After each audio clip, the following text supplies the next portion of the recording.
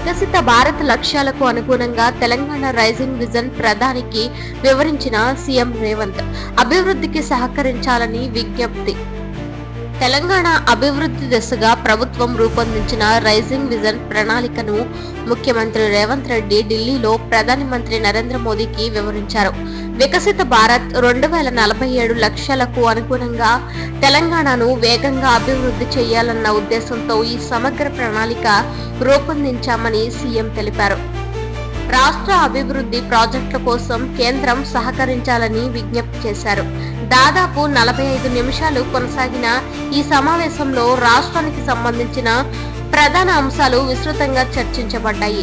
ముఖ్యంగా హైదరాబాద్ మెట్రో విస్తరణ, మూసీ నది పునరుద్ధరణ, కొత్త నేషనల్ హైవేలు, పరిశ్రమల విస్తరణ, విద్యారంగ అభివృద్ధి వంటి ప్రాజెక్టులకు కేంద్ర సహాయం అవసరమని సీఎం రేవంత్ పేర్కొన్నారు.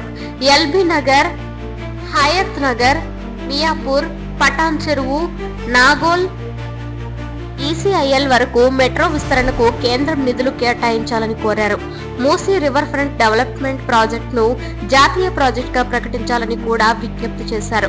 రాష్ట్రంలోని Karimnagar, Warangal, Vijayawada highway, Gadwal Gooty route, Siddipet, Kamareddy, Nirmal highway మార్గాల అభివృద్ధికి కూడా కేంద్రం సహాయం అవసరమని వివరించారు. పరిశ్రమల రంగంలో తెలంగాణ పెద్ద అవకాశాలతో ఉన్న రాష్ట్రమని సీఎం ప్రధానికి చెప్పారు. టియర్ 2 నగరాల్లో కూడా ఐటీ పరిశ్రమలు పెంచడానికి కేంద్రం మద్దతు ఇవ్వాలని కోరారు. ఫార్మా, బయోటెక్, ఎలక్ట్రిక్ వాహనాల తయారీ రంగాల్లో పెద్ద పెట్టుబడులు రానున్నాయని తెలిపారు. రాష్ట్రంలో పరిశ్రమల అభివృద్ధితో 2 లక్షలకు పైగా ఉద్యోగాలు సృష్టించవచ్చని సీఎం తెలిపారు. విద్యారంగంలో 6 కొత్త ప్రభుత్వ డిగ్రీ కళాశాలలు, 3 కొత్త పాలిటెక్నిక్ ఇన్స్టిట్యూట్లు ఏర్పాటు చేయనున్నట్టు సీఎం వివరించారు. విద్యార్థుల కోసం డిజిటల్ క్లాస్ రూమ్లు పెద్ద సంఖ్యలో ఏర్పాటు చేసే ప్రణాళిక కూడా కేంద్రానికి తెలియజేశారు. స్టూడెంట్ ఫెలోషిప్ పథకానికి కేంద్రం ఆమోదం అవసరమని చెప్పారు. వరంగల్, నిజామాబాద్, మహబూబ్ నగర్ జిల్లాల్లో టెక్స్టైల్స్, ఫుడ్ ప్రాసెసింగ్, ఎలక్ట్రిక్ వాహన భాగాల పరిశ్రమల ప్రతిపాదనలు కేంద్రానికి పంపినట్టు ప్రభుత్వం తెలిపింది. హైదరాబాద్ లో ట్రాఫిక్ సమస్యలను తగ్గించేందుకు 5 కొత్త ఎలివేట్ కారిడార్లు, బస్సుల సంఖ్య పెంపు వంటి చర్యలు చేపట్టినట్టు ప్రభుత్వం ప్రకటించింది. క్రీడారంగ అభివృద్ధికి త్వరలో రాష్ట్రం కొత్త క్రీడల పాలసీ విడుదల చేయనుంది. ప్రతి మండలంలో మినీ స్టేడియం నిర్మాణం, విద్యార్థులకు క్రీడా శిక్షణ అందించే ప్రణాళికలు సిద్ధమవుతున్నాయి. మొత్తం రాష్ట్ర అభివృద్ధికి కేంద్రం పూర్తి సహకారం అందిస్తే తెలంగాణ మరింత వేగంగా ముందుకు వెళ్తానని సీఎం రేవంత్ ప్రధానిని నమ్మబలికారు. రాష్ట్రం అభివృద్ధి ప్రయాణంలో కేంద్రం కూడా తోడ్పడాలని ముఖ్యమంత్రి విజ్ఞప్తి చేశారు.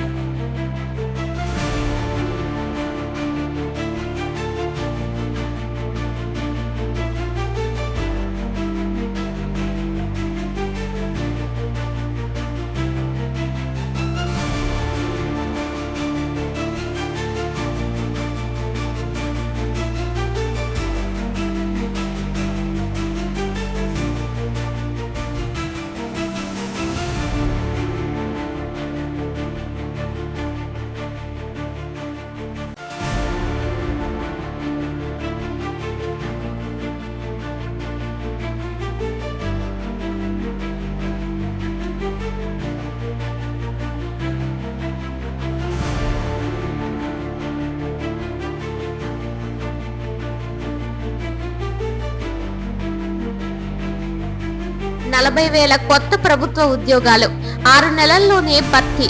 కుస్మాబాద్ పర్యటనలో సీఎం రేవంత్ ప్రకటన. గౌడెల్లి ప్రాజెక్టు పూర్తి చేస్తామని హామీ. ముఖ్యమంత్రి రేవంత్ రెడ్డి ఈరోజు కుస్మాబాద్ పర్యటనలో రాష్ట్ర యువతకు పెద్ద శుభవార్తను అందించారు. వచ్చే 6 నెలల్లో మొత్తం 40,000 ప్రభుత్వ ఉద్యోగాలను భర్తీ చేస్తామని స్పష్టం చేశారు. ఖాళీలను మొత్తం గుర్తించే పని పూర్తయిందని, నోటిఫికేషన్లను దశల వారీగా విడుదల చేస్తామని చెప్పారు. యువతకు ఉద్యోగాలు ఇవ్వడం రాష్ట్ర ప్రభుత్వానికి అత్యంత ప్రాధాన్యమని, నియామక ప్రక్రియను వేగంగా పూర్తి చేస్తామని సీఎం హామీ ఇచ్చారు. డిసెంబర్ నుంచి ఫిబ్రవరి వరకు వరుసగా 3 పెద్ద నోటిఫికేషన్లు విడుదల అవుతాయని తెలిపారు. కుస్మాబాద్ పర్యటనలో సీఎం రేవంత్ ప్రజలతో ప్రత్యక్షంగా మాట్లాడి సమస్యలు తెలుసుకున్నారు. రోడ్లు, తాగునీరు, విద్యుత్ సమస్యలపై అధికారులు వెంటనే చర్యలు తీసుకోవాలని ఆదేశించారు. జిల్లాలో అసౌకర్యాలు తగ్గించడానికి ప్రత్యేక నిధులు కేటాయిస్తామని కూడా చెప్పారు. ముఖ్యంగా యువత పెద్ద సంఖ్యలో సీఎంను కలుసుకొని ప్రభుత్వం చేస్తున్న ఉద్యోగ చర్యలపై అభినందనలు వ్యక్తం చేశారు. ప్రభుత్వం చేస్తున్న ప్రయత్నాలు తమ భవిష్యత్తుకు దోహదం చేస్తాయని యువత భావిస్తోంది. ఈ పర్యటనలో సీఎం గౌడెల్లి ప్రాజెక్టు పనులు పురోగతి కూడా పరిశీలించారు. ప్రాజెక్టు పూర్తి అయితే ప్రాంతంలో తాగునీరు, సాగునీరు సమస్యలు పూర్తిగా తగ్గుతాయని చెప్పారు.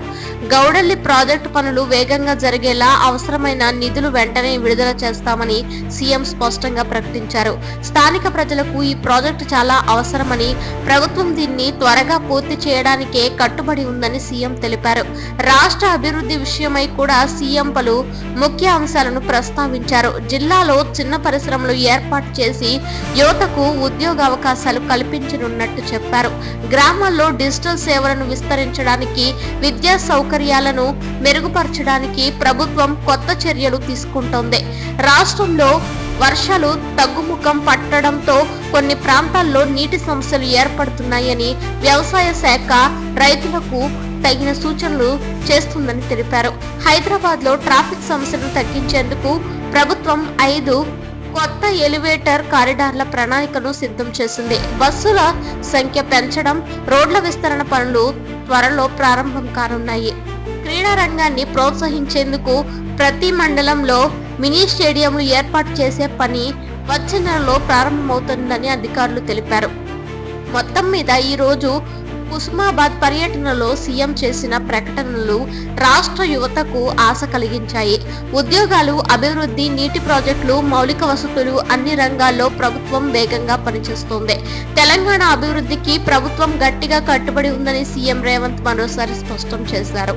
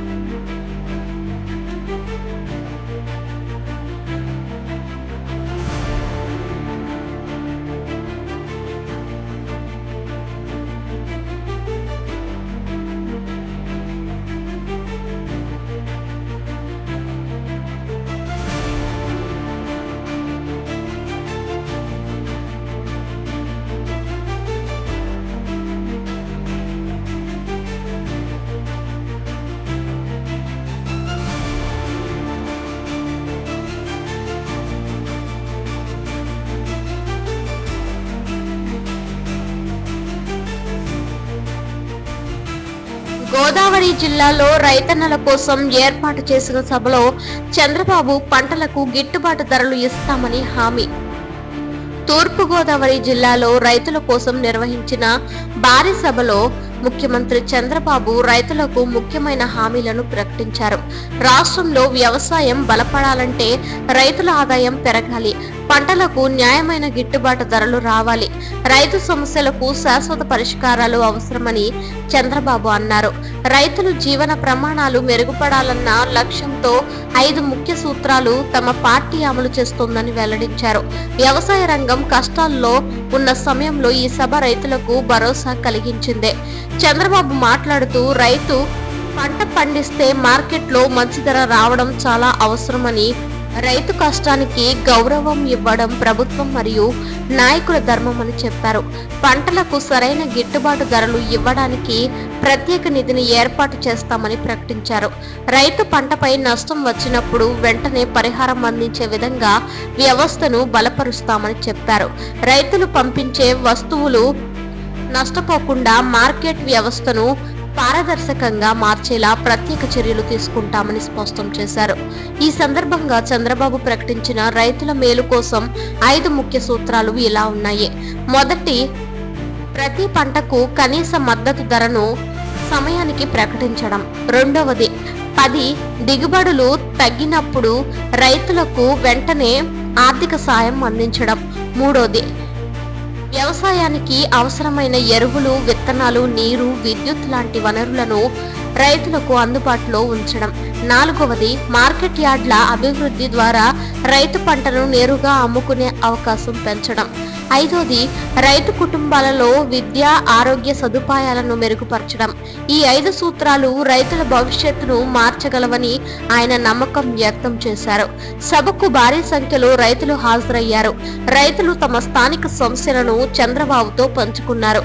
ముఖ్యంగా పంటకు తగిన ధరలు రాకపోవడం, రవాణా ఖర్చులు ఎక్కువ కావడం, నీటి కొరత, ఎరువుల ధర పెరుగుదల వంటి సమస్యలు రైతులు వివరించారు. ప్రజల మాటను విన్న చంద్రబాబు ఈ సమస్యను పరిష్కరించడానికి ప్రత్యేక ప్రణాళిక సిద్ధం చేస్తామని చెప్పారు. రైతు కోసం పనిచేసే ప్రభుత్వం రావాలని, వ్యవసాయ రంగం దేశ అభివృద్ధికి ప్రధాన పునాది అని కూడా చెప్పారు.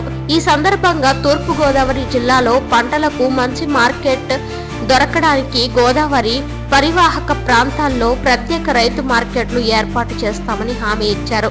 ధాన్యం, మిర్చి,